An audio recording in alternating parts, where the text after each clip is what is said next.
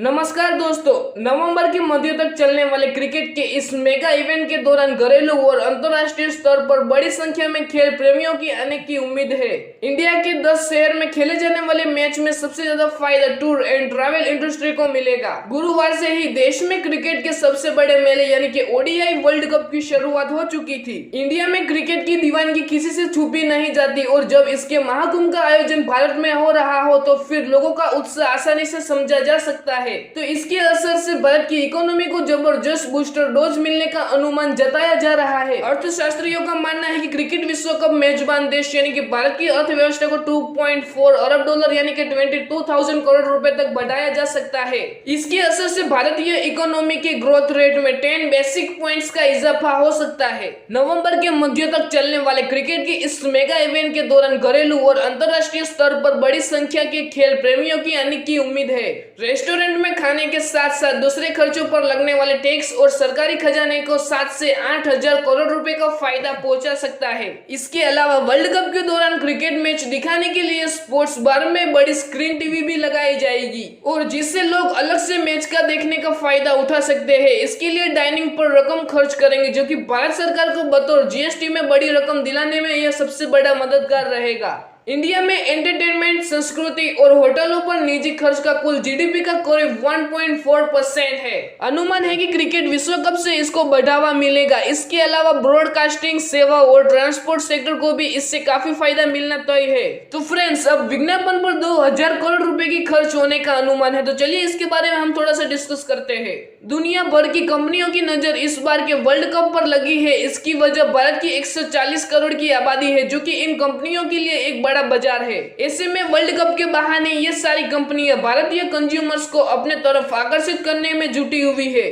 तो इनमें टेक दिग्गज गूगल से लेकर ब्रेवरेज किंग और कोका कोला और जापान की ऑटोमेकर और निसान से लेकर कच्चे तेल की सरताज सऊदी अरामको भी इसमें शामिल है। क्रिकेट के इस महाआयोजन के साथ साथ भारत में इस बार त्योहार का मौसम भी साथ साथ चलने वाला है। दशहरा से लेकर दिवाली तक सारे मुख्य त्योहार नवंबर के मध्य तक ही पड़ेंगे। ऐसे में दुनिया भर की कंपनियां भारतीय बाजारों में छाने के इस शानदार अवसर को छोड़ना कभी नहीं चाहेगी। फेस्टिवल सीजन और वर्ल्ड कप के क्रेज को कैश करने के लिए कंपनियों ने 2,000 करोड़ रुपए केवल विज्ञापनों पर खर्च करने की योजना तैयार कर ली है। पिछले वर्ल्ड कप के मुकाबले कंपनियां एक सेकेंड के स्लॉट के लिए 14% से ज्यादा रकम खर्च करेगी जो कि 3 लाख रुपए है। चीन में आर्थिक मंदी और पश्चिमी देशों के साथ चल रहे भू राजनीतिक तनाव ने भी भारत को एमएनसीएस के बीच बेहद लोकप्रिय बाजार बना दिया है। जिस तरह से ग्लोबल चुस्ती और घटते निर्यात के दौर में अपनी घरेलू खपत के दम पर भारत की आर्थिक ग्रोथ सबसे आगे दौड़ रही है, उसमें भी दुनिया भर की कंपनियों के लिए एक बेहद आकर्षक बाजार बन चुका है। इंडियन इकोनॉमी के अगले एक दशक में 5 to 10 ट्रिलियन डॉलर की इकोनॉमी बनने का अनुमान भी हर किसी को यहाँ की ग्रोथ स्टोरी का हिस्सा बनने के लिए तैयार कर रहा है। वैसे भी भारत में क्रिकेट के यहाँ के कुल मीडिया का खर्च में 85% फीसदी की हिस्सेदारी है। यहाँ पर 1.5 अरब डॉलर से ज्यादा रकम खेलों के स्पोर्ट्स और मीडिया एक्सपेंडिचर पर खर्च की जाती है, यानी कि 12.75 अरब डॉलर की रकम अकेले क्रिकेट की झोली में जाती है। क्रिकेट की दुनिया में भारतीय क्रिकेट कंट्रोल बोर्ड यानी कि बीसीसीआई सबसे धनी और सबसे प्रभावशाली क्रिकेट बोर्ड में से एक है। अपनी वित्तीय क्षमताओं के साथ बीसीसीआई खेल के विभिन्न पहलुओं के लिए पर्याप्त धन आवंटित करने की क्षमता रखता है, जिससे आईसीसी विश्व वर्ल्ड कप जैसी प्रतिष्ठित टूर्नामेंट में भागीदारी भी शामिल है।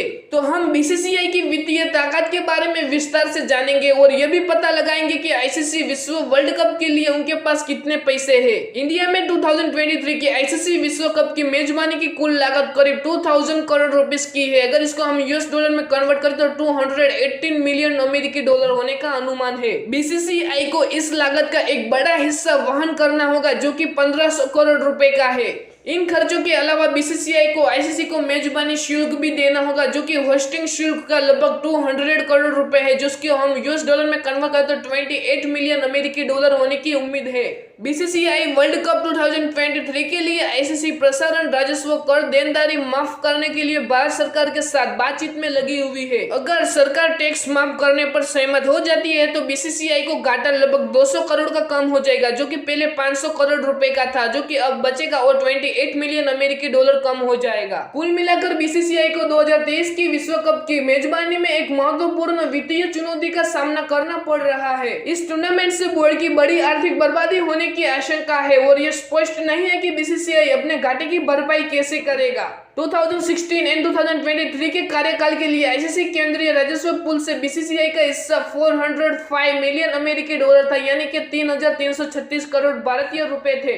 आईसीसी को भारत में 2023 के आयोजन के प्रसारण राजस्व से 533.29 मिलियन अमेरिकी डॉलर मिलने की उम्मीद है, जो कि इंडियन रुपीस में कन्वर्ट करें तो 4,400 करोड़ रुपए होते हैं। बोर्ड की एक रिपोर्ट के अनुसार अगर केंद्र सरकार 2023 वनडे विश्व कप से आईसीसी के प्रसारण राजस्व पर 21.84% प्रशासित कर लेती है तो क्या होगा। अगर केंद्र सरकार अपने फैसले पर कायम रहती है तो बीसीसीआई को लगभग 955 करोड़ रुपए का नुकसान हो सकता है। 2006 एंड 2007 में भारतीय क्रिकेट बोर्ड की कमाई लगभग 652 करोड़ रुपए की थी, जो कि 2021 एंड 2022 में बीसीसीआई की कमाई बढ़कर 4,316 करोड़ रुपए हो गई। इसमें आईपीएल से होने वाली कमाई सिर्फ 2,200 करोड़ रुपए थी। भारतीय क्रिकेट बोर्ड को आईपीएल 2023 एंड 2027 मीडिया राइट्स से करीब 48,000 करोड़ रुपए मिले थे। अनुमान है कि 2024 एंड 2027 के बीच आईसीसी की कमाई हर साल करीब 4,900 करोड़ रुपए की बताई जा रही है। हम आपको बता दें कि कुछ दिन पहले फीफा ने अपनी वार्षिक रिपोर्ट जारी की थी, जिसके मुताबिक सन 2019 एंड 22 के दौरान उनकी कमाई 63,000 करोड़ रुपए की थी, जो कि 2023 एंड 2026 में ये बढ़कर 91,000 करोड़ रुपए की होने की उम्मीद है।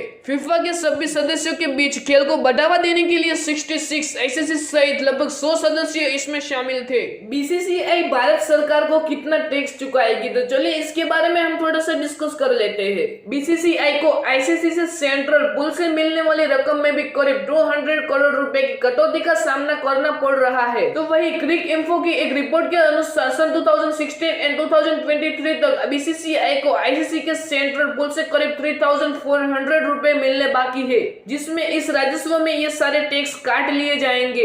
एक रिपोर्ट के अनुसार बीसीसीआई आईसीसी की ओर से भारत गवर्नमेंट को 936 करोड़ रुपए का टैक्स देगी। वनडे वर्ल्ड कप के प्रसारण से आईसीसी को करीब 4,500 करोड़ रुपए की कमाई होने की उम्मीद है। तो अब बताया ऐसा भी जा रहा है कि बीसीसीआई ने स्टेडियम के पीछे 500 करोड़ रुपए खर्च किए हैं। तो आइए चलिए हम देखते हैं कि ऐसा कौन सा खर्च था। बीसीसीआई स्टेडियम के काम और मरम्मत के लिए पैसे की बिल्कुल भी तलाश नहीं कर रही है, बल्कि बीसीसीआई पैसे को पानी की तरह बहा रही है। बीसीसीआई ने हर स्टेडियम के लिए 15 करोड़ रुपए खर्च किए हैं, यानी कि हर भारतीय क्रिकेट बोर्ड के 10 स्टेडियम के लिए अपने पास से कुल 500 करोड़ रुपए खर्च किए हैं। तो फ्रेंड्स, यही पे हमारा वीडियो का एंड होता है। तो इसके बाद मैं आपको और एक डिस्कशन बताऊंगा कि आखिर एशिया कप में जीतने वाली टीम को कितना पैसा मिला था। तो चलिए इसके बारे में हम थोड़ा सा डिस्कस कर लेते हैं। तो अगर आपको वीडियो अच्छा लगता है तो please like, share and subscribe जरूर कीजिए। ये आपके लिए तो फ्री है, लेकिन इससे हमारी बहुत मदद हो जाएगी। एशियन क्रिकेट काउंसिल ने एशिया कप 2023 के लिए इनामी राशि घोषणा नहीं की थी, लेकिन सन 2022 में एशिया कप जीतने वाली टीम को 1.5 करोड़ रुपए की इनामी राशि दी गई थी। तो वही उप विजेता टीम को 79 लाख रुपए मिले थे और सन 2022 का एशिया कप T20 फॉर्मेट में खेला गया था। तो हमारा वीडियो यहीं पे एंड होता है। अगर आपको वीडियो अच्छी लगी तो please like, share and subscribe.